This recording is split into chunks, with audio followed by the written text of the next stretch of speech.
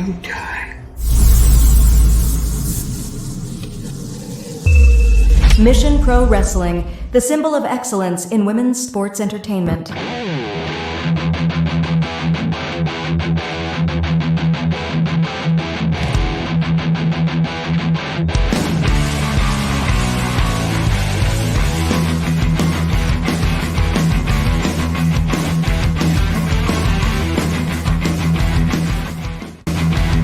Welcome to Mission Pro Spotlight. I'm so excited to have you. You were on my short list of people to bring on because of your tireless support of not just women's wrestling, but wrestling in general. You are a huge advocate for equality, for inclusion, and lifting women's wrestling up to its highest heights.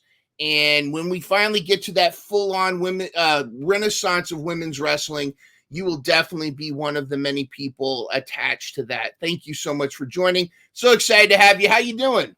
I'm doing so good. Thank you so much for having me. It's an honor to be on the very first episode. So I'm extremely happy to be here. Woohoo! Super excited and so excited to have you. There's so much going on in women's wrestling, and I just had to have you on. And just to kind of give some background to you, the XDT stands for Xenia Did That. And anybody that follows you on Instagram or YouTube knows that Xenia does a lot around the wrestling world. You've gone from emceeing a Mission Pro event, I believe, in Jacksonville, all the way to recently, I believe you presented QT Marshall with the CCW belts. Was that correct? Yes, we revealed the new design for the CCW Coastal Championship Wrestling World Heavyweight Championship, and I had the honor to present QT Marshall, our champion, with it. It was a great moment, and I've been working very closely with CCW lately, and it's been a great time. It's a great promotion. It's the last territory, or so it's known, so very, very much a vintage wrestling feel to it, great crowds and great roster. Very cool. Now, there has already been some demand. I noticed on the Instagram when we announced that you're going to be the guest, there's some demand to bring you back to Mission Pro in some capacity. You did such a great job with the emceeing. Of course, that was a couple of years ago. You've evolved in your, I'm sure you've evolved in your persona and your wrestling prowess. Would you be open to returning for an upcoming Mission Pro event?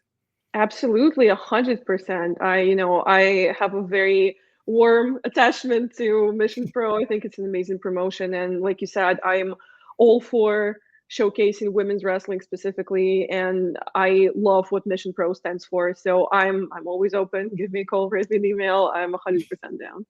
Well, I'm sure it'd be great. Now, obviously, we'd love to have your media prowess, your interview skills, your MC skills. Would you ever consider taking a bump or stepping in the ring? I always just go no, but I've also managed people in the past, and I am open to managing currently. So I always say, on the backstage side of things, I always say if I absolutely have to take a bump, I 100% would, if it's a good situation, if it's for a good cause. But I have zero interest in actually training to wrestle and in becoming a wrestler. I always say, would you trade a good broadcaster in for a lousy wrestler? Probably not. So let's not do that. I'll stick to my guns. I'll stick to my microphone, my camera. Yeah, that's the there's a reason why the NBA never called me. So I got to stick to what I got to stay in my lane. But that's awesome. What's that? Someone has to do this, right? Exactly. Someone's got to be the commentator. Everybody's got their spot. Absolutely. Brian in the chat was talking about. It was so hot that day in Jacksonville. Do you remember that? I absolutely do. It was a great day, by the way. We had 2 amazing blocks of wrestling in one day, and it was during the Jacksonville Taco Festival, and it was at the Jaguar Stadium and the adjacent grounds. And I thought it was so much fun. But yeah, it was probably one of the hottest days of the summer. Of course, it had to be. So if it wasn't for stands with tiki cocktails and water ice, I probably would have perished that day. But I'm still here. Yay, you're still here. I bet that's got to be a factor when it comes to matches, because in some cases, some independent matches, what we see on TV and WWE and TNA and AEW, we see this very polished thing. And Mission Mhm. Pro is probably one of the most polished independent programs out there. But then you hear stories like Masha Slamovich wrestling Sienna in a barn, or you hear all this like this outdoor in the middle of a rainstorm or torrential Right, downpour, yeah. There or was like a up. viral video of I think like a Psycho Clown match where it's just pouring, where the ring is just flooded, which it looks super cool. It looks incredible, by the Right? What was way. the way somebody just slid into like the turnbuckle or something? They did a little slide or something like Yeah. that. Excellent. Hey, ooh, there's a couple. There's a call for you to be possible GM. I know Carolina's doing a pretty good job, but you never know. Maybe she needs an assistant GM or somebody. Yeah, I can be a co-GM. I think I could bring a new, fresh set of brains to the project. Why not? Maybe Carolina, the way that Carolina's been treated by Thunder Rosa and Tiffany Nieves, she might need some back. She might She need might need some backup. backup. Definitely. And what a time right now for women's wrestling specifically. There's so much, as the ladies that have paved the way. You think about Lita, you think about Trish Stratus, Lou Fisto, who, by the way, if you haven't heard, Lou Fisto is going in for some very, very serious surgeries, and she's looking for some help. She's got a lot of things on her. Just look her up on Twitter. We're going to be, also sending our own stuff out there to her, but we'll make sure that Lou Fisto knows she's in our heart. She's a pioneer back when women's wrestling really didn't get the credit it deserved. And as well as, but you think about folks like Lita, Trish Stratus that kind of started paving the way. And then, of course, the women's revolution. When you look back at where women's wrestling started to where it is today, do you feel like we're going the right direction? Is there still a lot of work that that we need for women's wrestling to be, I guess, where it needs to be? For sure. And compared to where we started, so to speak, obviously we've gone a long, long way. It's impossible to deny the progress that has Mm-hmm. been made. And, that's thanks to a lot of absolutely amazing female talent, but also promotions that create that space for women, that, have female promoters and that collaborate, especially with female writers, female agents. I Mm-hmm. feel like having a female gaze, the female outlook in the backstage of things is almost as important, maybe at times even more important than Yeah. simply just putting a women's match on the card, because it's all about getting female voices heard and for women to be able to take up that space and in the ring and in the mind of a fan, because it takes time to adopt a new world, where it doesn't revolve around the boys, where it doesn't revolve around the male talent, the male main eventers. And it has to do with so many tiny moving parts, like where the women's match is placed on the card, Mm-hmm. Yeah. where it's positioned in terms of the structure of the show. Does the writer understand the psychology of a woman? And I'm not saying a woman is a different species. Like obviously we're the same as men, apart from some parts, but some differences, in certain but places. yeah, but a lot of the time, the stories that are told by female wrestlers suffer from the perspective of male writers, in that some men dehumanize the female characters a little bit. Interesting. So it's super important to have a female perspective on all parts of the business.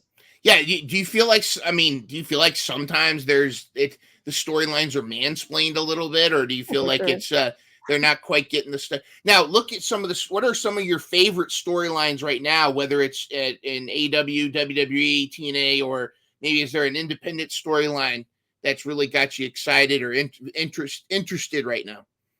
I mean, I think it's a cliche answer, but that's just because it's so good. I immensely appreciate the Tony Storm, the timeless character that she's doing right now, and the whole, love triangle with Mariah and everything. I just feel like it's so much more dimensional than what we're used to seeing from comedy characters specifically. And that's part of the reason why I like AW as much as I do, because they actually take their comedy character seriously. Like, just because Orange Cassidy is primarily a comedy wrestler doesn't mean he can't have banger matches. Just Yeah. because Toni Storm is primarily a comedy character doesn't mean she can't hold a world title. And Mhm. I think it's, the character she's been doing is so dimensional. There's so many callbacks, there's so many Easter eggs, and it's specifically for, which I don't define myself as, but specifically for cinema aficionados. Mhm. There's just so much to it, and the way she executes this is just brilliant. The way she is always in character, and the way that there's not a thing that doesn't fit with the big picture. I just think her character work has been absolutely brilliant. Yeah, it's been that's one of the things that really makes me enjoy a match is not just the talent itself is great. Mariah May has been one on my radar lately. That's just not just her physical prowess, but her expressions in the ring. Like when she gets hit, she doesn't just go she goes oh, and Harley Cameron's another one that really surprised Yes, me I lately. know. I don't know if you caught her last couple matches, but I she's do, one that yeah. I hate to say it, but I kind of dismissed her as like a sidekick to Saraya. But their last couple matches, what were your thoughts? I absolutely love Harley Cameron. I think she's so expressive as well, like you said. And I think she's like a new age interpretation of the crazy girl gimmick. Because I feel like in the 2000s, in the early 2010s, there were gimmicks like that, but like you said, they were majorly like mansplained. Like, oh, this girl is crazy. Like, she's the crazy ex-girlfriend, or she's like the crazy, like, I don't know, whatever, like from a man's perspective. But I feel like Harley kind of encapsulates this, like, oh, she's a little insane character in a very organic way. Yeah, And I feel like she's such a good combination with Saraya being like the brains of the operation and kind of reining in Harley. But when needs be, she's like released into the ring and she's just wild. And I've been really, really enjoying her character as well. if you were going to add one more person to the outcast, you've got Saraya and Harley. Who would you add? Like, do you think would be like some muscle or somebody else? If we're talking some muscle, I for sure would add Megan Bain. She's also Ooh, one of my recent favorites. I yes, don't know how well it would work with her like um gimmick with like the goddess like Greek yeah, like type of situation, but she's just like the person who popped into my mind. Or we have in CCW, she actually very, very recently debuted Nikki Blackheart. She's also very much like a powerhouse yeah. situation. And I did do an interview with her, and it's coming on my channel because not a lot of people are not familiar with her because she just recently debuted. But she's a powerhouse. She's jacked, and she's gorgeous, and she has like a presence about her. And Gangrel said that she will be a superstar, and I think that in itself, tells you something. So she's definitely another person that I've been watching closely in wrestling recently. Do do you feel like we need more kaiju female wrestlers, like more powerhouse badasses? I mean, you look at a specimen like Jade Cargill, who just she's just flesh, she just Yeah, oozes like that has a muscular. Then you have Jordan Grace, you have Camille Brickhouse, you have a lot of these really absolutely. just that main, but they're jacked women, but they maintain their femininity too, which I think is very important. Kind of like that Wonder Woman, where it's like Linda Mhm. Carter, where she's both, a woman, has that femininity, but also will kick your living snot out of you too. I mean, do you think we need more of that? Every single wrestler that you mentioned, I adore. Like, I think I'm biased because like that's the kind of wrestling that I like. Mhm. I do like a good like powerhouse, a fellow tall girl. I enjoy. But I do think that in the current landscape of pro wrestling, there's space for all kinds of women's wrestlers. Mhm. And I think we're already at the time where it's okay and it's understood by the public, where people reclaim the diva gimmick. Where like enough time has passed to where it's not going to be taken in the wrong way, to Yeah. where we can tap back into like the bimbo energy, and that's good as well. But I definitely do enjoy powerhouse women, and like you said, the like maintaining femininity, I don't think that's a requirement at all. Like, one of the wrestlers that I really enjoy is Shayna Baszler, and Hmm. I almost feel like part of the reason that she hasn't been pushed to the moon in WWE is because she lacks that traditional femininity, and you hate to see it. I don't think it should be a requirement, and I think women should be able to freely express their femininity in ways that they're comfortable with, and in ways that, again, doesn't necessarily fall in line with the male gaze. Her interactions with R-Truth though on Raw, when they were going back and forth about the tartar sauce, was killing me. But you are absolutely right. Do you conversely, do you feel like though? Do you necessarily feel like a bra and panties match is wrong if the women doing the match want to do the match? Like there's a different, like I always feel like sometimes there's a difference between, being body positivity where the like it's not just for like the Attitude Era. You know what I'm talking about? Like in the Attitude Era where that was all the women's wrestling was. But there's like women can like there's almost. Do you feel like it could be empowering for women to celebrate their bodies a little bit, or do you feel like that's just kind of setting us back if we have matches like that again? Look, for me, the way I see it is nothing is inherently bad in a vacuum, in a world where we're Yep. completely free of the history of the past and completely free of any stigma and any male gaze and everything. But we don't live in that world. And before the original sin, Adam and Eve were walking around in the garden butt naked, and there was nothing wrong or sexualized about it. But then the original sin did happen, or didn't happen, depending on what you believe in. But I do feel like we can't really see things apart from the history attached to them and apart from the context attached to them. So do I think it's empowering to celebrate your body? Yes, 100%. And I feel like if a woman, a wrestler, or any kind of woman really is comfortable dressing a certain way, is comfortable showing off her body, is comfortable tapping into her sexual energy, I think that's amazing. I think that's a great thing. But when you make it a match stipulation, it's almost like you're putting like a rule on it, and it's almost like you're requiring it.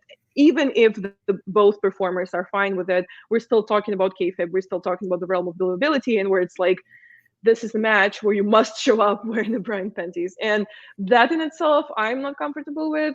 Again, if both performers are comfortable with it, who am I to judge, and who am I to say no, don't do it? Well, but I'd be comfortable doing a bra and panty match. You'd have to see my collection, But that's interesting because in light of recent events, I mean, there's been some recent just setbacks, just cringe moments from some fans, and again, it's not representative of most fans, but like that drunk fan at the Edmonton AEW that was harassing Sky Blue.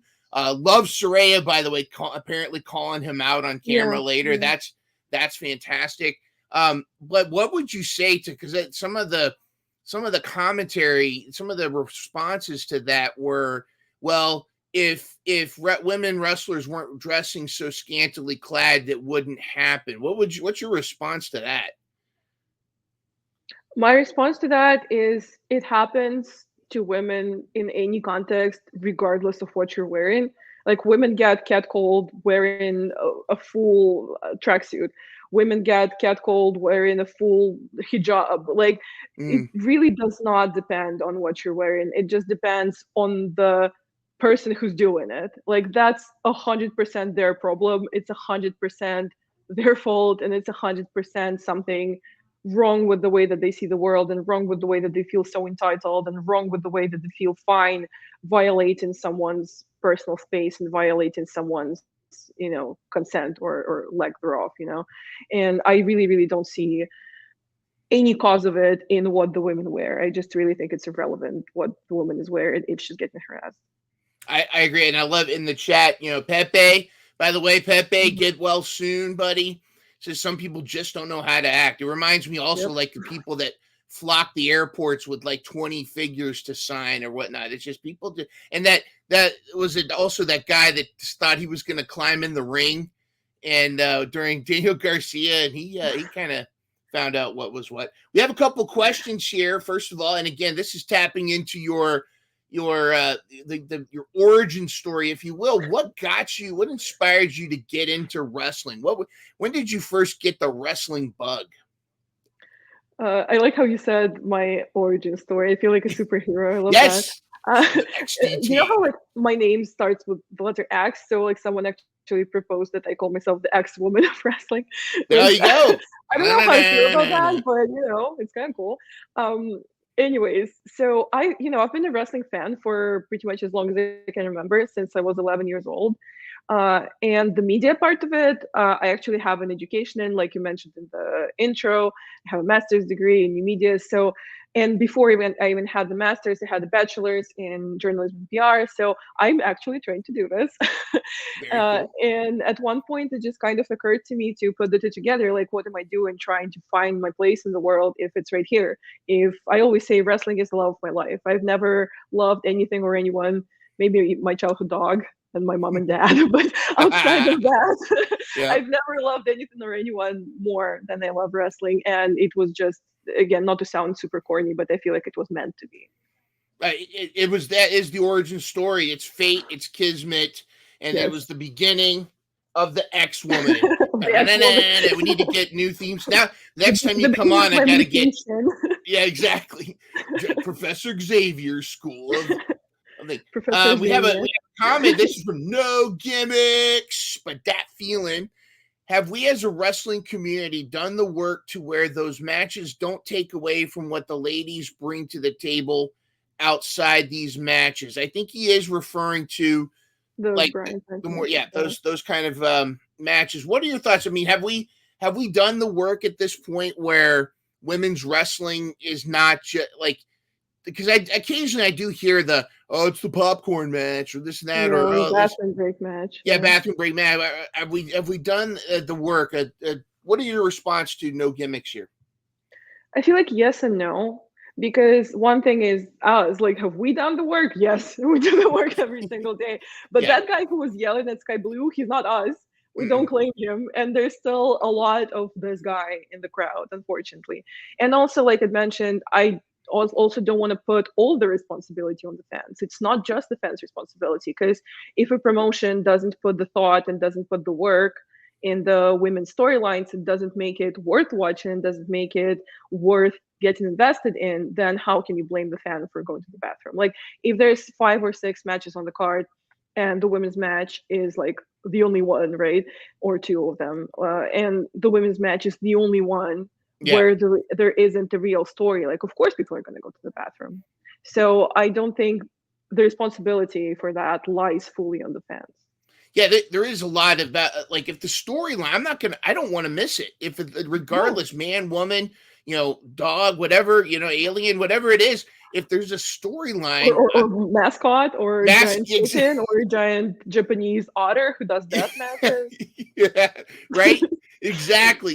Yeah, I don't want to miss it. And that, one of the things I think that makes we were talking about Tony Storm earlier. That whole storyline is compelling. We want to know what's going to happen next. The promo between Willow and Mercedes Moné I felt was really compelling too. Yeah. Yeah. And again, we're talking about AEW, but like in anybody could just throw a match together, but when there's a storyline, there's storytelling in the ring, and then there's storytelling like leading up to the Yeah. match. What have been some of your favorite female wrestling storylines that have happened since prior to now? Like, what have been some of those examples where they did knock it out of the park? I mean, like you mentioned, like ever since Mercedes showed up in AEW, and she hasn't had a match even yet, but the promos and her like being involved in Willow starting her title run and having her promos and her celebration, and like I said, she hasn't even wrestled yet, but I'm already invested, and it's gonna make her first match even more so meaningful.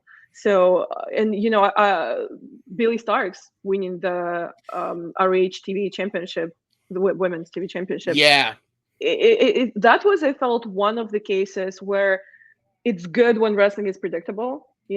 Like, it made perfect sense for her to win that title, and like she was saying in the promos, that title is hers. It was destined for her. And it made all the sense in the world for her to win it and for her to get it. And now we're invested in like, how does it change her relationship with Athena? How does it Mhm. change her relationship with Lexi, who's also a part of the Yep. stable, a part of the faction, and is apparently Athena's favorite. So like, what's going on here? Now Billy has the title, and Billy is bringing this title everywhere. She's bringing that title to GCW as well. So that I've also been really really enjoying, and the way that she had this like feud with Queen Aminata, who's been Yeah. absolutely amazing to watch. Oh, And love her. even though compared to Billy, Aminata is somewhat of a newbie and is not as familiar to the RH audience, they made her feel like a real deal. They really built Mhm. her up, and even though Billy was so destined to win that title, Aminata Well, still looked like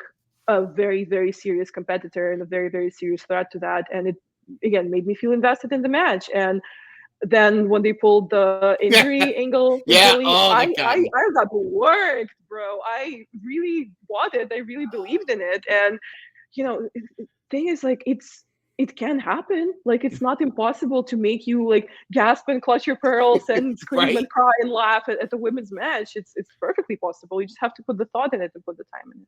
Oh man, now that got me too. I was worried. I was like, no, not Billy. And then when she and the best part, the look on her face when she was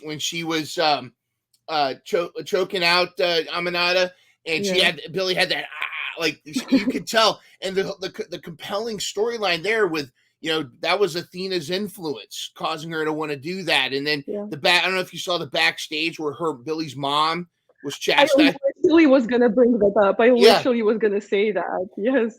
I love it. Now Yeah. let's talk. I The mean, Athena is a great example, and the whole storyline around her of you can not only showcase a lot of women's wrestling. If you watch, I mean, if you're not watching Ring of Honor, you're missing out on some great Oh, matches, some great 100%. Yeah. storyline. It's almost like Ring of Honor is like AEW's toy box. It's like Yeah. because I think that Ring of Honor Nyla is better than AEW Nyla because Yeah. just they let her be Nyla. Yeah. She gets to do all those things. Dalton Castle. But Athena, and it's been said, and I have a hard time finding to disagree with this, that Athena kind of carried Ring of Honor on her shoulders for a while. I mean, she was main eventing the Every women's single title. What's pay-per-view. that? Every single pay-per-view she was Yeah, main I mean, it's hard to argue against it, and I think that's what people love to see, and I wonder if it's less about gender more, and it's more about just give the fans something to cheer for, give the fans a story to get into, give the Yeah. fans something to like, and and that just like finding a guest for your first episode to be the most awesome guest ever, according to Brian Cervantes with a nice little super chat. Woo! Thank you, Yeah. thank you. We got some comments here. ROH needs to make their way off streaming onto television. Interesting you say that because I've heard rumors that AEW might be going more towards streaming. I don't know what the deal is with HBO Max, and I guess they're still doing TBS and TNT, but there's all kinds of interesting things evolving.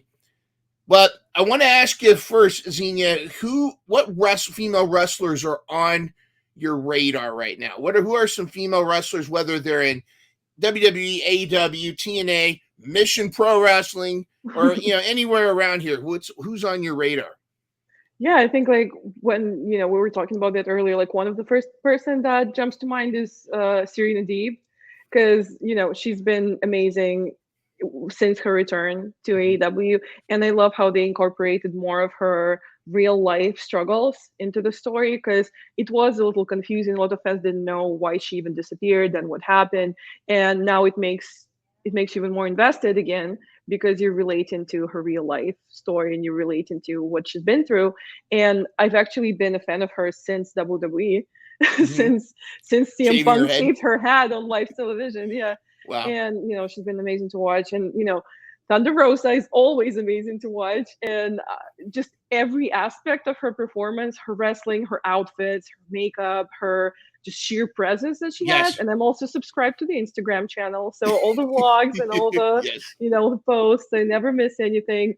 And then the person that I'd also mentioned to you previously, who's one of my absolute favorites, is Lindsay Snow, the American kaiju.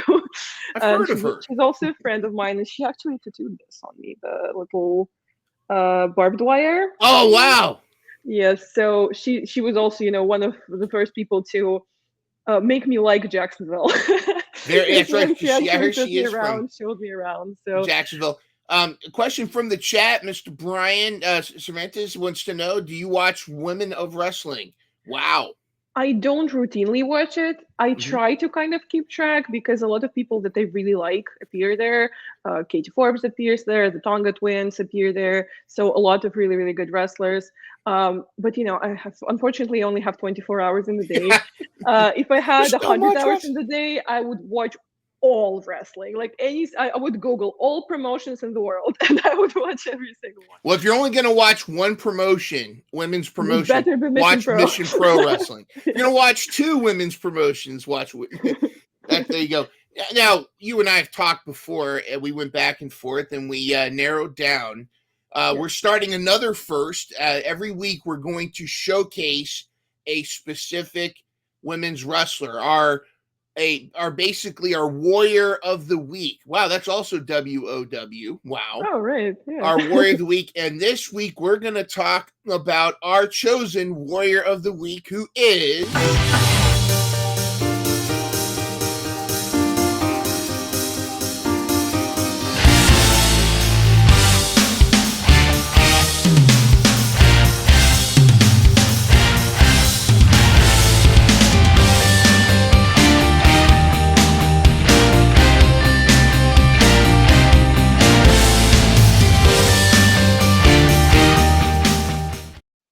all right. It happens to be Lindsay Snow is our warrior of the week. Let's take a look at the stats here. The warrior of the week is she, and again, also famous for giving tattoos to certain people.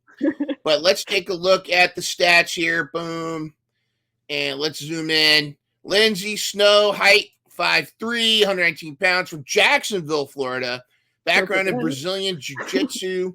Total matches 138. Quite the stats. Quite the intimidating figure there. She recently tweeted out that she's a death match in the streets, but a lady in the sheets. So cool stuff. Tell us why do you feel like Lindsay Snow is worthy of our Warrior of the Week? What are your favorite things about her? I just love everything about her, dude. She's my favorite. I just think she combines so many things in herself. Like you said, kaiju in the streets, lady in the sheets. Like, she's so tiny, but also she does very much have this powerhouse energy. And I feel like she can have any type of match. Like, she's had some absolutely ground-shattering death matches. And I think the first time I ever saw her, I don't remember exactly, but I think it was at Soundbar in Orlando at one of those like no ring deathmatch shows. Yeah. And immediately clicked. But then she's also an amazing grappler because, like you said, she has a background in jiu-jitsu and she trains martial arts all the time. So she's incredibly technical. And actually, I don't know if we're going to mention that later, my favorite match of hers is very recent. And it's the match she had with Marina Shafir at Bloodsport like this year. And it was the finals of the women's tournament. And it was amazing, which when I was, looking up her matches to like refresh my memory and choose the favorite, that match has, for some reason, such a low rating on Cage Match. And I feel like that's just because men are mad that women can grapple better than them. Oh my goodness. Like, in my humble opinion, just my opinion, it was the best match on the card of that show. So good, just so incredibly believable, so intense, so like impact heavy, and Marina did win, and she deserves it. She does. I mean, now you just brought up one of my all-time favorites, Masha Slamovich. I mean, she wrestled a bear. I mean, she wrestled a bear. Very wrestling of her. She'll wrestle anybody, anything, and she wrestled someone like in the ocean. Like there was, there was like on the beach, and she wrestled someone in the. I think she like poured wash on someone during the match. She had a cage match with Akira where he stabbed her in the back with a knife. Like she's a badass. Like she's incredible. She gives zero. And she also she made me promise next time I go to one of her matches, I have to bring good vodka. So I have to keep it chilled. I have to keep it Very important. I Yes. have to keep it chilled and then get Or some you have to bring pickles. pickles. Yes. And what about like a big block of back fat or something too, right? You're supposed to eat. Yes, like the cured like pig fat. Yeah. There we go. Also So important. there we go. So we'll next time we'll have our own little spot for Masha. It'll be Masha's corner. Table. Come over here, Masha. She'll be like, station. one of my favorite Mission Pro matches was Masha versus La Rosa Negra, and there was a spot where La Rosa did a tope into the crowd and then grabbed some dude's beer and drank it and then poured it all over her. So go to the Mission Pros site and look it up. Lindsay Snow in that badass tournament, she beat Lady Frost, who again is another one of my favorites. I love seeing Lady Frost getting so much TV time. Yeah. And then she went on to Masha. Why? Let me ask you this question, and kind of in where, especially like with TV, because it felt like for a while in AEW they were building up towards a women's blood and guts. We've had those no DQ matches. We've had some claret. That Sky Blue versus Willow match where it was the what they call this stampede or something like that, and they just went back and forth. That there's the opportunity for that. Why do you feel like do you feel like there's still an apprehension to let women really get bloody and go that violent? Yeah, unfortunately, I do think that exists. And when Britt Baker had the match where we had the image of her just like bleeding over the place, I thought that in that match, by the way, I wonder. Sorry, what? Who was her opponent in that match? Britt Baker, where she had the bloody face. I can't quite remember her name. Wasn't it like Fun? I think it was. Yeah. No, it was. Go ahead, I didn't mean to interrupt you. Aside, it was an amazing match. It's one of my favorite women's matches in the history of AEW, probably. But when we had all this like super bloody imagery, I thought it was super cool. But then I saw that apparently like the viewership went down during that spot specifically. Like people were flipping the channels. So I think people should just suck it up. People should just watch it. Like you're not gonna die if you see a girl bleed. Like there's still to me there's still this like there's this term, it's called well-meaning sexism, where people don't necessarily like hate women in the same way some people do, but it's like, oh, but women are so delicate, like no, we should protect them, like no, women shouldn't do it. Like I see that maybe those people are coming from a good place, but no, stop that. Yeah, stop that. Come on now. Exactly. And like it's like that was such a groundbreaking moment because both of those ladies, and regardless of their personal history, whatever, that was money. Thunder Rosa versus Britt Baker was money. Then we had the was it Ty J versus Penelope and the Bunny. Yes. One of my that's favorite also moments. Like one of my absolute favorite matches in AEW probably ever. I felt so bad for Bunny when she slipped and she fell right in her ass on the tacks. I don't think that was on purpose. So she probably the blade had to probably pick a few out there at the at backstage. But yeah, I mean, there seems to be some kind of a difference between the like that. It's interesting that term you said, well-meaning sexism, where it's not on purpose, but it's like it's just kind of, I don't know if that's kind of sometimes people.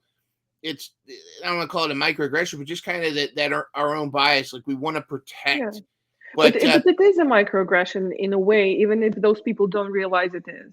Because ultimately this like wish to like protect and like, oh, but they're so delicate, so pretty, like it comes from infantilizing women. It comes from the notion that women are like by design weaker, and like that's why it's called well-meaning sexism, because a lot of the time those people don't even realize that saying that is harmful or that thinking so is harmful. Do you think that kind of hinders a wrestler like Lindsay Snow or a Masha Slamovich from really getting a push because of the nature of their kind of wrestling? I mean, Lindsay Snow can wrestle any match. She didn't have to go death match, but like Do you think that kind of wrestling it hinders advancement of women, of certain women wrestlers, if that's what they're used to? I don't think so. Like, I don't think it hinders like Lindsay specifically, because you look at Lindsay, and again, even though she's tiny, immediately it's scary. Like, she scared me. Like, I know her, like I'm her friend. I'm not scared of her Yeah. anymore. I was scared of her at first. Like, I just think like both her and Masha, they just have this presence Mhm. where no, it's not even a thought in the back of your mind that no, but she's a girl. No, like that's not what comes to mind when you look at them and they're wrestling. No. Now I will say this. I think between the two of them, I think I'd be more comfortable on Lindsay Snow. I love Masha, but Masha would like Masha's a badass. Masha be the one drinking that with you at the bar and starting a fight with the biggest person there. Like, hey, you. It's like a variation of that meme. Like, who would you rather be stuck in the forest with, Lindsay Snow or Masha Slamovich? Yeah, or Masha Slamovich or the bear. Or a bear, yeah. Well, the bear, because the bear's gonna be running too. Well, Xenia, this has been awesome. Again, I knew before we even started that you'd be the awesome guest. I'd love to have you back. I'm looking for a semi-regular co-host. So if you know anybody that might be interested in popping on, every couple Thursdays, I'd love to have you join me. Yeah, as I think we I bring might on know someone really, really well. Yeah, that's another thing for her to do, because she did for her to do that. But she's known for doing things. Exactly. I'd love to have you on, and the chat is having a ball. Before we go, now it's always kind of a gimmick to do some kind of get to know you questions, but I don't want to steal from Emily May, and I don't want to steal from the Dynamite Download crew for the 5 questions and all that. So I'm going to steal from Sean Evans and Hot Ones instead, because it is because now I say steal, but great minds think alike. We always want to use like the ideas that work. If it works, it works, right? Right. We don't want to go. But if you're familiar with Hot Ones, where they eat the hot wings, I'm not going to make you eat hot wings. So that's maybe. There goes my plan for my Thursday night. Maybe next time we'll do the hot wings. But welcome to Insta Insanity. Welcome! It's Insta Insanity!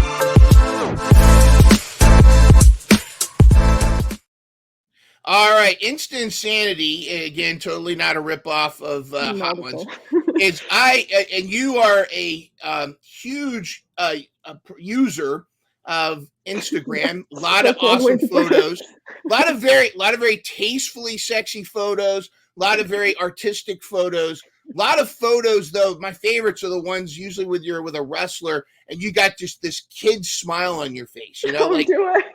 You do, and I love it because it's like you're smiling like how I feel.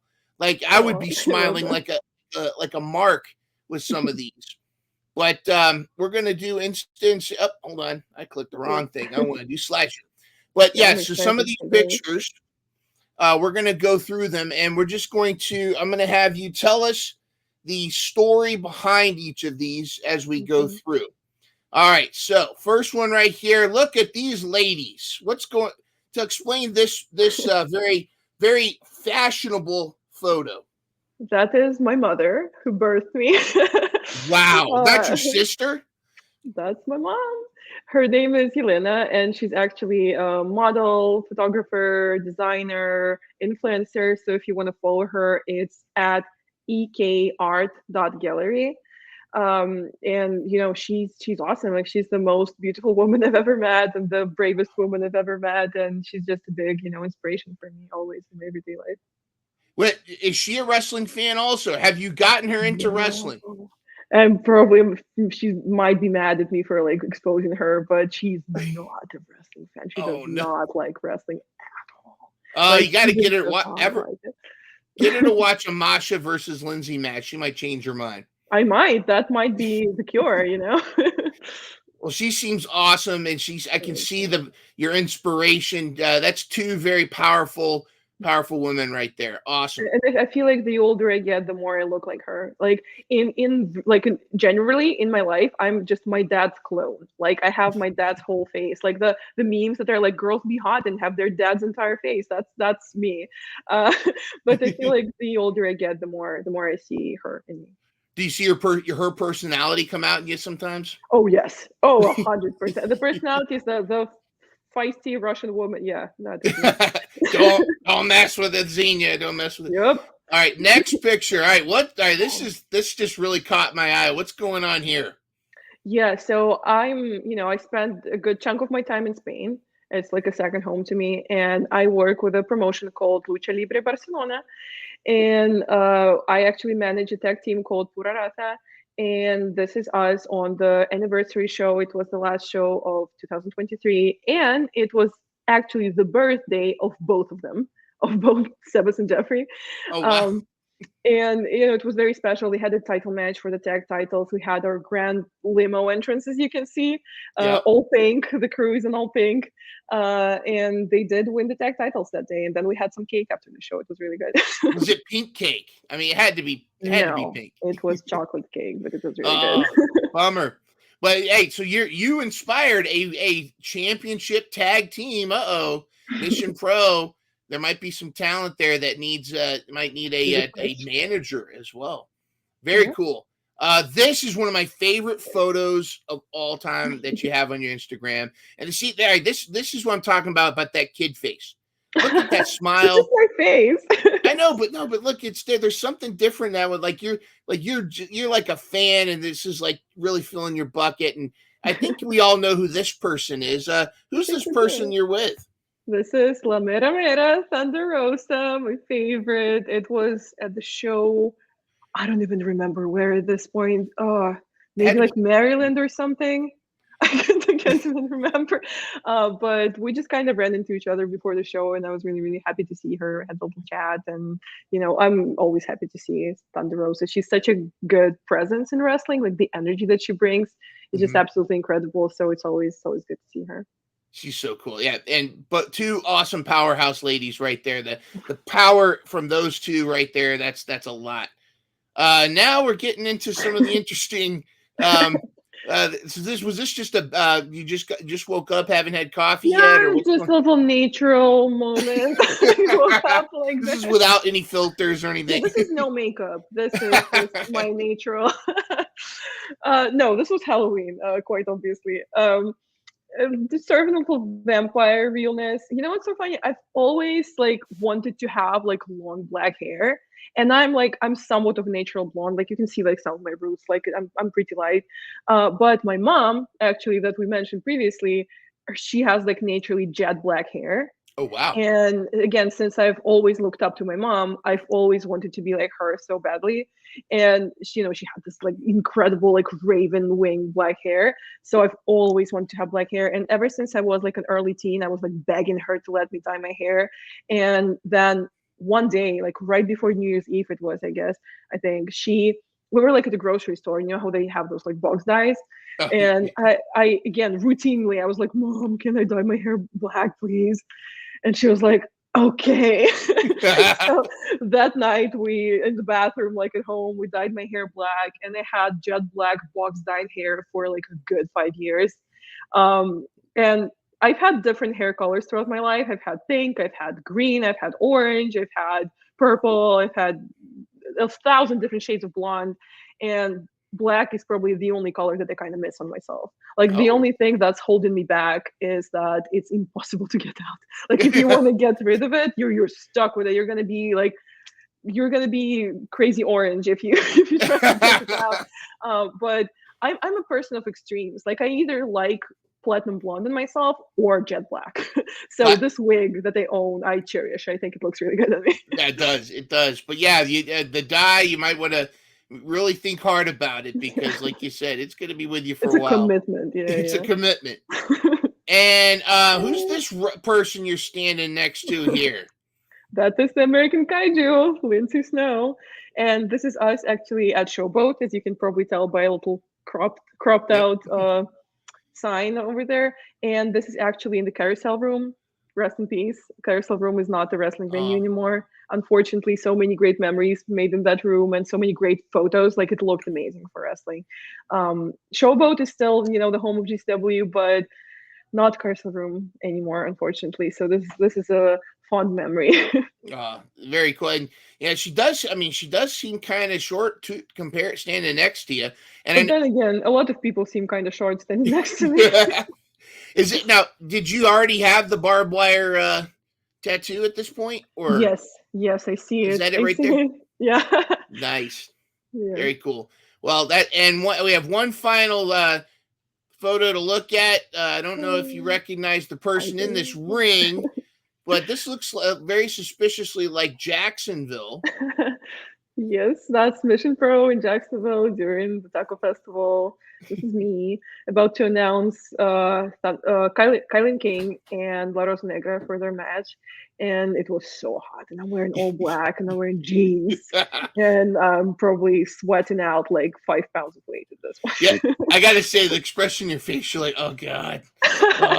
Get me out of the sun. No, I was super excited though. It was a fun day, and I had an amazing time. And like I said, I'm always down to come back to Mission Pro. All right. Well, I'm sure they would love to have you. We would love to have you back, and I would love to have you back on Mission Pro Spotlight. Let's go to the commentary here. We've got love the shoes. People check this out. No gimmicks with the super chat. This is Brian's Snack Fund contributions. Yeah, so you got to kick down for Brian's Snack Fund. Absolutely. But Xenia, it's been a pleasure having you on. I'd love to have you back. Let's my people talk to your people, and I'd love to have you on. Call my people. Absolutely, and reoccurring, and maybe down the line we'll slowly breadcrumb Mama Xenia into maybe watching one match. If there was one match you could have, baby steps. baby steps. If there was one match you could get your mom to watch, as you think would close her the best, which would it be? I don't know. Like, she just like by proxy, just like over my shoulder, she's seen so many already, and it hasn't worked. So no! Like you said, maybe a Masha match. Maybe like Masha's like Gage match with Akira or something. Masha versus Nick Gage.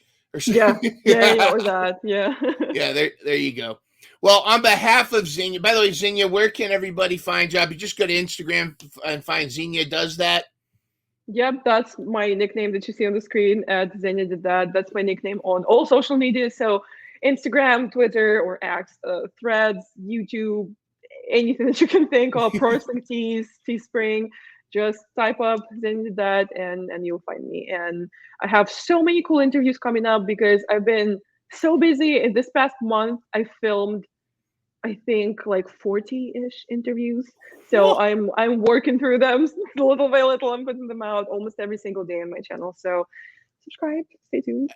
Subscribe and hit the notifications, because you never know when Xenia's going to just upload a bunch of interviews that you want to check out. And I will say this too, you have a natural way of really getting a lot out of your interviews too. Like, the people, they open up to you. They don't feel like it's like a formal interview. Like, so tell me about wrestling. It's you're very good at it. And I'd love to have you as a co-host. So my people will talk to your people. So with that, thank you everybody for tuning in. This has been an awesome first episode. We will be back next Thursday, 7:30 p.m. Eastern, 6:30 p.m. Central. For Xenia Did That, for the XDT, I am Myndrunner, or as Thunder Rosa calls me, Myndrunner. Anyways, I'm Myndrunner, and thanks everybody, and we'll see you next week.